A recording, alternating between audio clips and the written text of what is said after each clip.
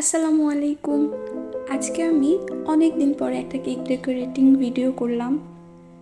আমার ফোনের ক্যামেরাটা অত ভালো না, যার কারণে আমার আসলে ভিডিও করার এনার্জি আসে না। অনেকেই বলে আপু কেক ডেকোরেশনের ভিডিও পেজে আপলোড করবেন, তো আমি আসলে করতে চাই, কিন্তু ওই যে ফোনের ক্যামেরা ভালো না, যার কারণে ভিডিও করার পরে দেখা যায় অনেক এডিট করার ঝামেলা থাকে। আর এই ভিডিও এডিট করার ঝামেলাটা আমার খুবই প্যারা লাগে। কেক বানানোর পরে আসলে এত ধৈর্যও আসে না, আমার আসলে ধৈর্যই কম।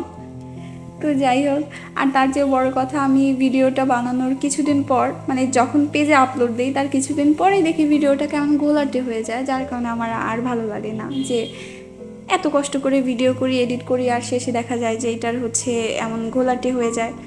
তো মনে হয় যে থাক, যদি কোনো দিন ভালো ফোন কিনতে পারি তো তখন ভিডিও করব রেগুলার ইনশাআল্লাহ। তো আজকে আমার 3টা কেকের অর্ডার ছিল।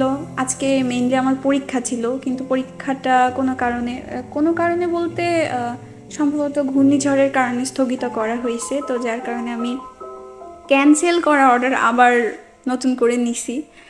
তো এটার হচ্ছে ভাবলাম যে বসেই আছি, তো এটার ডেকোরেশন ভিডিওটা করি, মানে একটা ডেকোরেশন ভিডিও করি। 3টা কেকের অর্ডার ছিল, তার মধ্যে একটার ডেকোরেশন ভিডিও করলাম। তো আমার আবার এই যে এটাতে ভয়েস অ্যাড করা, এটাও একটু প্যারার লাগে, কারণ এই ভয়েস অ্যাড করতে গেলে আবার দেখা যায় কোনটা রেখে কোনটা কি বলতেছি, ভুলভাল হচ্ছে কি না, এইটারও এডিটিং একটা ঝামেলা আছে, যার কারণে আসলেই ভালো লাগে না এই ভিডিওগুলো করতে। এইবার আসি কেকের মোস্ট ইম্পর্ট্যান্ট পার্ট, কেকের ওপরে লেখা।